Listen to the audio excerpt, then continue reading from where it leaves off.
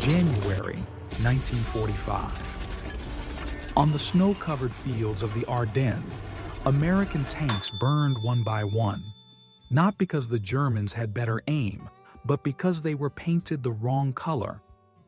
During the fierce snowstorm of the Battle of the Bulge, a young lieutenant from Ohio noticed what the entire massive U.S. war machine had overlooked, and from one bold decision in the night, he made the tanks vanish into the snow, forever changing the way wars are fought. At that time, World War II was nearing its end. On the Western Front, the Germans launched their final counteroffensive, Operation Wacht am Rhein, known to the world as the Battle of the Bulge. Their goal: to split the Allied forces, capture the port of Antwerp, and force the United States to negotiate peace.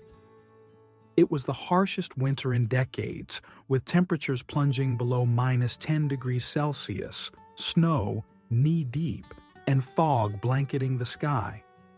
The Air Force was grounded under heavy clouds, and supply lines were frozen. In that icy white sea, American troops fought nearly blind, guided only by instinct and resolve. On the front lines, the 3rd Armored Division was holding back the advance of the German 5th Panzer Army. This unit had previously defeated German tanks in Normandy, but in the Ardennes they faced a different enemy: the cold and invisibility. The American tank, the M4 Sherman, was the pride of U.S. industry. In just 3 years, over 50,000 had been produced, simple, powerful, easy to repair, and fast-moving. But in war, strength can sometimes mask fatal flaws. All Shermans were painted in standard olive drab, perfect for the forests of Europe. But in the white Ardennes snow, they became massive targets. Every time they moved, their dark steel frames stood out against the bright snow, visible from miles away. Meanwhile, German tanks, Panzer IVs, Panthers, were covered in a patchy whitewash paint, cheap, fast-drying, easy to remove, but allowing them to blend into the snow like predators. As a result, in every engagement, the Germans always spotted the Americans first. In tank warfare, the one who shoots first survives. And in the frigid early days of 1945, American tanks were dying, simply because of something as seemingly trivial as paint. Lieutenant Frank Novak, 26, commander of Baker Company's tank platoon in the 3rd Armored Division, was the first to notice. He had been a mechanical engineering student at Ohio State before enlisting in 1942. With an engineer's analytical mind, Novak observed every detail: firing angles, wind direction, enemy positions, and began to see a brutal pattern. The tanks hit first were always the ones most visible. In 10 days, his unit lost 6 tanks, and 10 men died. The death letters sent home weighed heavier than the steel of the Sherman he drove. Not because they fought poorly, but because they were seen first. On the night of January 12th, as snowstorms swept through the frozen roads around Bastogne, Novak stood by the charred remains of a Sherman. Inside, the twisted metal frame of an old friend was still imprinted on the driver's seat. In the faint glow of flares, he saw a German Panzer in the distance, covered in patchy whitewash, nearly invisible in the snowy field. And in that moment, a thought struck him. If they could paint theirs white, why couldn't we? But in the military, ideas and orders don't go hand in hand. Everything requires paperwork, authorization, and procedures, while more men die each day. Novak knew a request for camouflage paint would take weeks, and he was out of time. He chose to act, without permission, without a report. 2 miles away, U.S. forces had just captured a German supply depot filled with war spoils. By regulation, everything inside was to be inventoried and sent up the division chain. But Novak heard that dozens of barrels of whitewash paint, the very type the Germans used on their tanks, were among the haul. He knew there were only two outcomes: either face court-martial for stealing supplies or save his platoon. And in war, the cost of hesitation is always death. That night, another snowstorm blanketed the Ardennes. Under thick darkness, two unlit trucks left the platoon's position, silently heading toward the German depot. Wind howled through the pines, tires crunched over ice-packed snow. When they arrived, the entire warehouse was silent. No guards, no lights.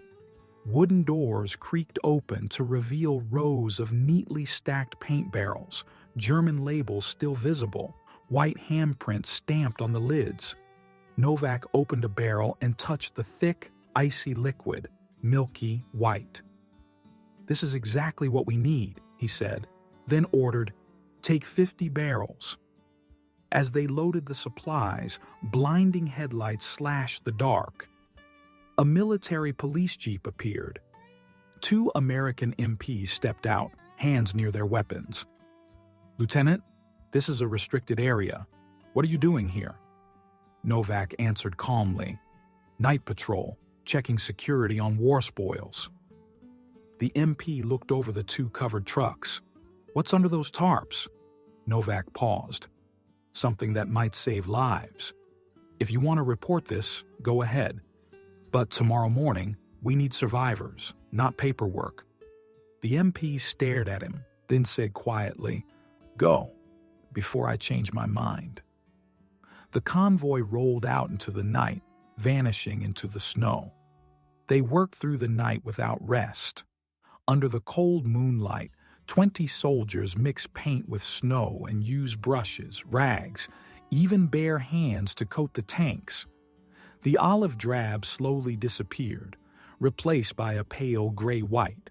By dawn, the entire platoon blended into the snowy landscape.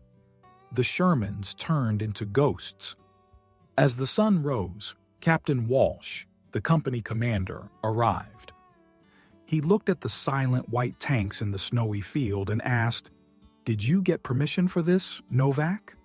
"No, sir." "You know this is a breach of discipline?" "Yes, sir.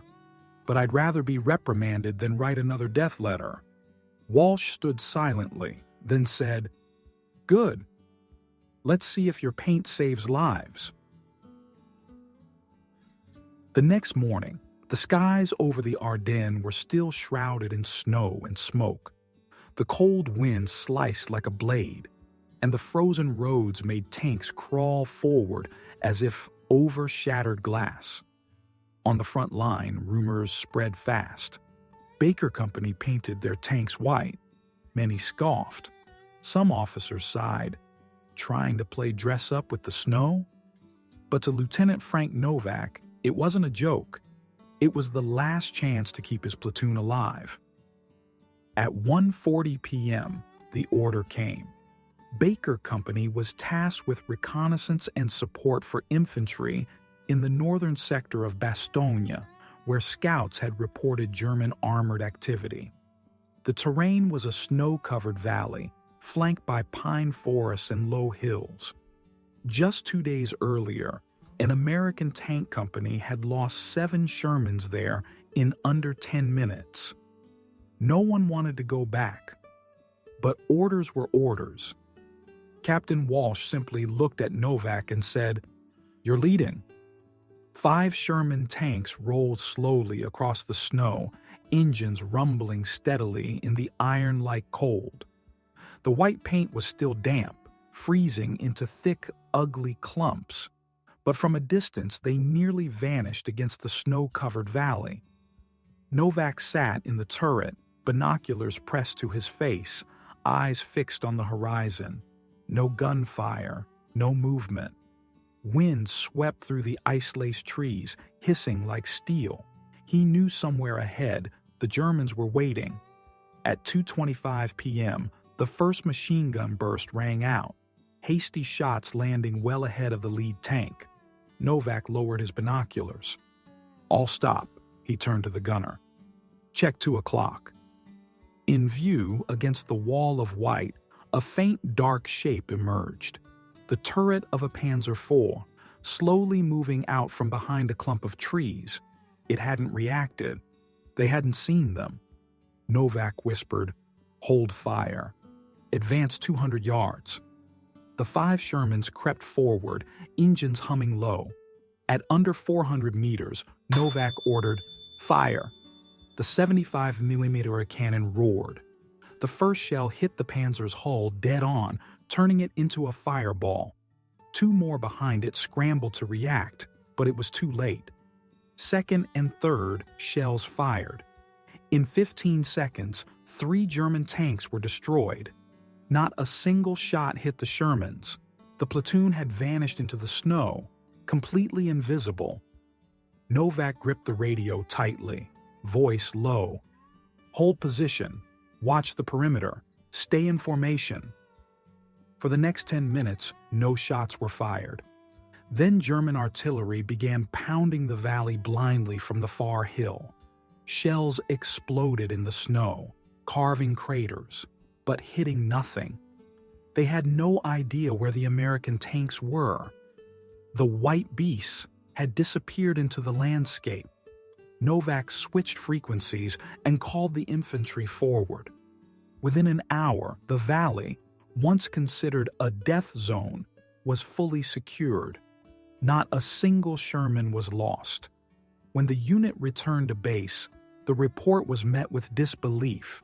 5 American tanks had taken out 3 Panzers without a scratch. That night, in the command tent, Captain Walsh read Novak's report aloud. White paint allowed tanks to blend into the snow, denying detection by the enemy. Tactical impact, extremely effective. He set the paper down and looked at Novak. "You know Division's going to ask me, who authorized this?" Novak replied, "Sir, no one did." Walsh chuckled softly. "Good. Let them ask later. For now, paint every other tank we've got. I'm not losing more men to the color of paint." Word of the success spread quickly. By the next morning, soldiers from other units came to see the white tank squad. They snapped photos, ran their hands over the freezing paint. One infantryman said, "They look like ghosts in the snow." The nickname stuck, "Ghost Tanks."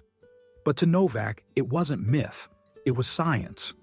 He recorded every detail: weather, visibility, firing angles, distances, enemy response time.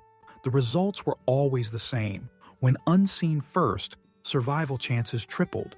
In his report, he wrote, "When firepower is matched, the decisive factor is visibility. Concealment through color is a tactical advantage." On January 16th, a second test took place near Houffalize. This time, 15 Shermans painted white ambushed a retreating German panzer unit.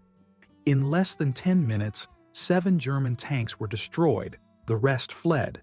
0 American losses. A division observer wrote in his journal, "The white tanks were so effective it was terrifying. The enemy had no idea what was happening." From then on, the white paint was no longer a joke. It became a psychological weapon. Other units began copying it. Some mixed lime, some used cloth covers, others scrounged German depots for paint. Every night, American soldiers could be seen mixing color in wooden barrels, turning tanks into mobile snowdrifts. Commanders no longer objected.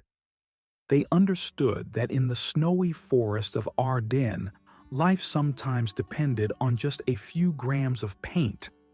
At an internal meeting of the 3rd Armored Division, Colonel Maurice Rose, nicknamed General Speedy, asked, "Who was the first to paint tanks white?" An officer replied, "Lieutenant Novak, Baker Company." Rose nodded, said nothing more, and instructed, "Let him continue, and send me the results after every battle." No one knew that this brief order would save hundreds of tankers in the final weeks of the Battle of the Bulge. But Novak wasn't concerned with recognition. He only cared whether the paint continued to save lives. In his personal journal, the only sentence he wrote on the night of January 17th was, "No one died today. White truly is the color of life." 3 days later, as the snow began to melt south of Bastogne, the U.S. Army's Field Press Unit arrived to interview the unit. They took dozens of photos of the white Shermans and sent them to Washington. One made it to the bottom corner of Stars and Stripes, captioned, "Tanks in winter camouflage near Bastogne." No one knew the story behind it, of the officer who risked everything to break the rules. But at the front, they knew.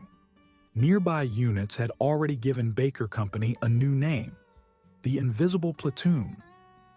By the end of January, as fighting subsided and German forces retreated from the Ardennes, the 3rd Armored Division tallied their losses.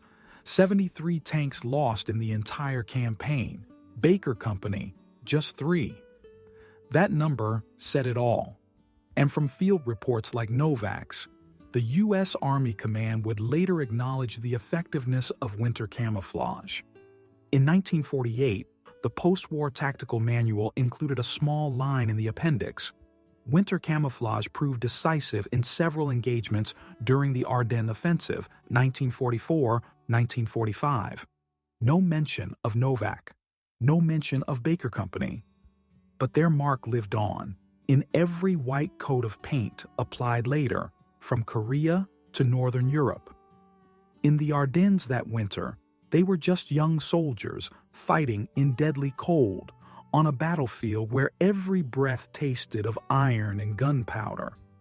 They didn't believe they were doing something great. They were just trying to survive one more day. But it was those small decisions, risky, against the rules, deeply human, that helped reshape the way the U.S. Army would fight in the 20th century.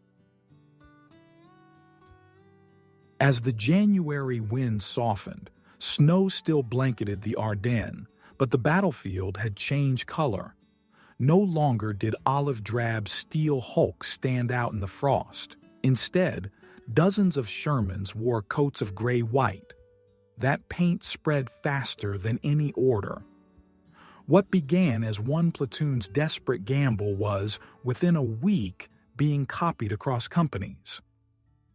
From Baker Company, the movement to vanish into snow spread throughout the division. At every outpost, every motor pool, American soldiers stirred paint, mixed lime, even used cereal powder and water to coat their tanks. They didn't care if it looked good. They only cared that it kept them alive. But higher command didn't accept it so easily. In the U.S. military, every piece of equipment, including paint color, was strictly standardized. Every change required testing, paperwork, approval. Now, hundreds of Shermans had been repainted without authorization, some using captured German supplies. In theory, that was unauthorized appropriation of military property. Reports from military police officers to 9th Corps Command clearly stated, several units near Bastogne and Houffalize are using non-issued materials, including white paint of German origin. Lieutenant Frank Novak's name appeared on the list, with the note, "Initiated unauthorized camouflage practice." Colonel Maurice Rose, commander of the division, received the report while mid-deployment. He waved it off. "If it's keeping them alive, let them do it. I'll take responsibility." Rose, one of 3rd Armored's most seasoned commanders, had led troops through France and Belgium, known for his speed and decisiveness. He understood the battlefield had no room for bureaucracy. Novak, the young officer from Ohio, had no idea his name had reached the desks of generals. He was still in the field with his platoon, repainting tanks, refining camouflage tactics. In his January 20th diary, he wrote, We're not trying to be heroes. We just don't want to die for nothing." Combat results proved him right. Over the next 2 weeks, the 3rd Armored Division recorded a 60% reduction in tank losses in snow-covered areas, while units without camouflage suffered casualties at the usual rate. Field reports sent to U.S. Army Command in Paris read, "Winter camouflage demonstrates measurable improvement in survivability of armored vehicles." That dry sentence marked a turning point in military doctrine. On January 24, a team of officers from Corps Command arrived for an inspection. They found Novak at Baker Company's motor pool. The platoon was mid-maintenance, soldiers cleaning gun barrels, checking tracks, Novak logging paint consumption per vehicle. A colonel approached and asked, "Are you Novak?" "Yes, sir." "You're aware you've broken at least 3 logistics regulations?" "Yes, sir." "You know the penalty for using captured materiel without reporting it?" "I do, sir. But respectfully, we only painted tanks. We didn't shoot anyone." The colonel looked around. 15 white Shermans sat silent in the snow, blending so well they were barely visible. "Do you have performance reports?" "Yes, sir. 0 losses since implementation." The officer sighed. Sometimes the battlefield doesn't follow the manual. Then he walked away without another word. That night, Novak received a message from Division HQ. "Continue camouflage operations. No disciplinary action. Submit detailed reports." Those 6 words, "no disciplinary action," lifted a weight from his shoulders. Regulations were still regulations, but success had spoken louder. By February, the weather remained brutal, but morale among U.S. troops was warmer. They knew that somewhere among their ranks were men like Novak, those willing to think, act, and take responsibility. The white Shermans became symbols of ingenuity and courage. War photographers began capturing the imagery: tanks coated in snow rolling through forests, soldiers grinning atop turrets. These photos would later appear in military magazines, though the name of the man who started it was never mentioned. By late February 1945, the U.S. Army issued a brief directive to units in Europe. Where applicable, temporary winter camouflage using whitewash or fabric covering is authorized to improve concealment. For the first time in history, white camouflage became an official clause in U.S. military operational guidelines. From a rule-breaking act, Novak's idea had become doctrine. At the unit level, procedures were formalized. Each tank was issued paint barrels with dilution instructions, drying times, and storage guidelines. Supply depots in France and Luxembourg began ordering domestic factories to produce whitewash based on the German formula. Soldiers gave it a simple name: Ardennes formula.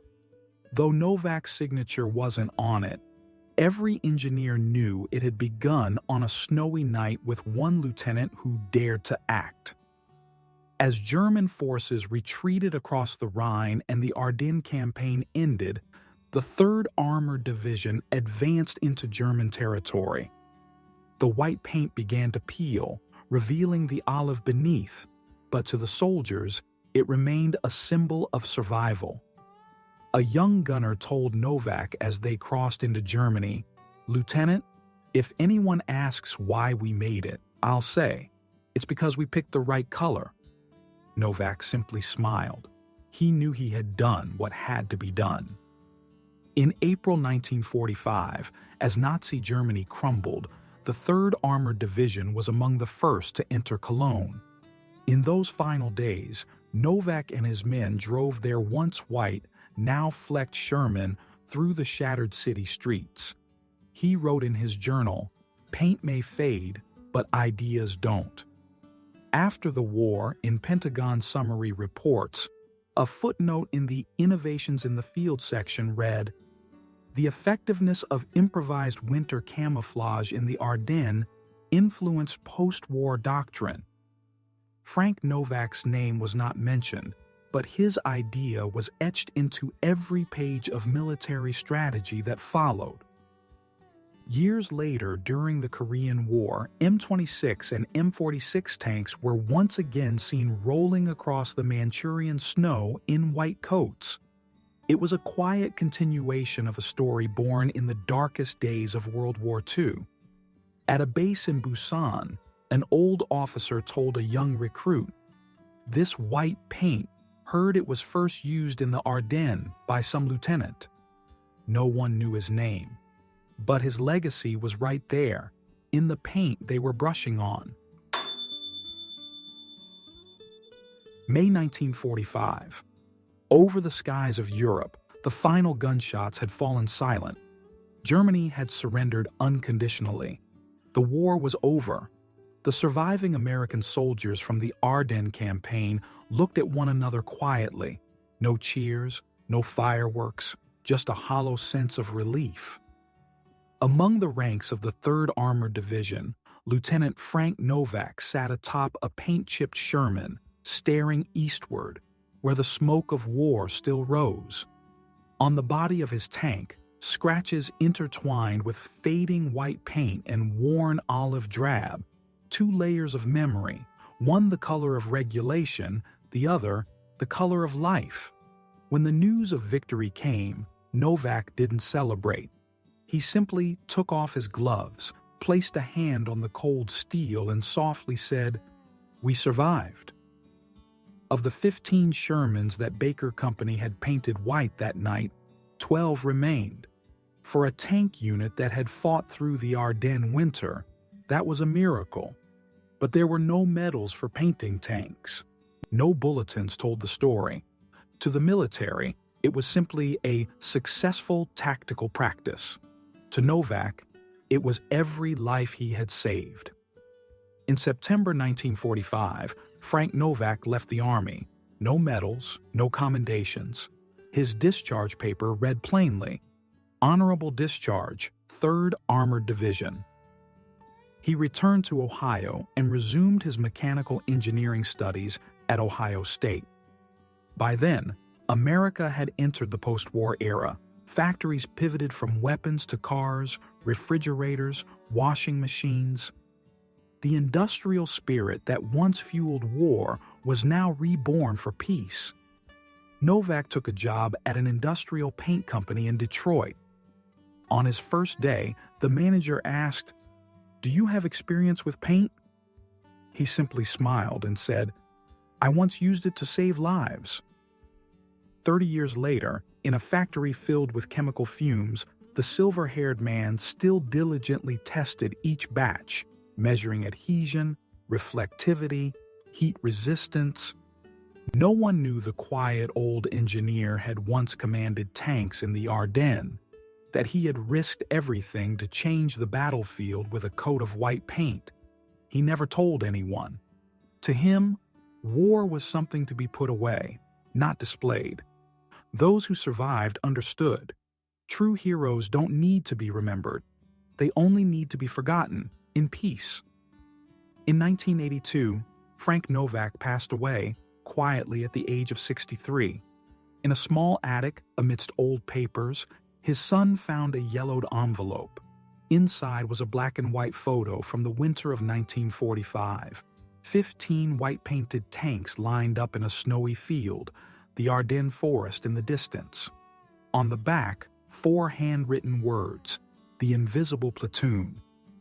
Years later, when the U.S. Army released post-war training materials, a small note appeared under the section Winter Camouflage Tactics. First applied, Ardennes, January 1945. No names, no units listed. But those who had been there knew it began on a stormy night with a young officer who dared to defy inertia to keep his men alive.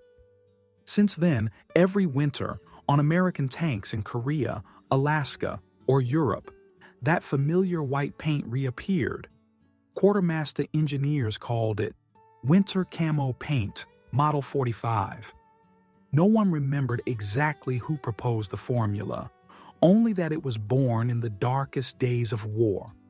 That coat of paint, seemingly lifeless, carried the spirit of a nation, the American industrial spirit, inventive, practical, and always striving to do better. A military engineer once wrote in a 1952 report, "Nothing symbolizes Americans more than turning paint into a weapon." It may have sounded humorous, but within it lay a philosophy. Victory doesn't always come from bombs or bullets. It comes from small innovations, from the will of people unwilling to bow to the stupidity of rules. Now, nearly 80 years have passed.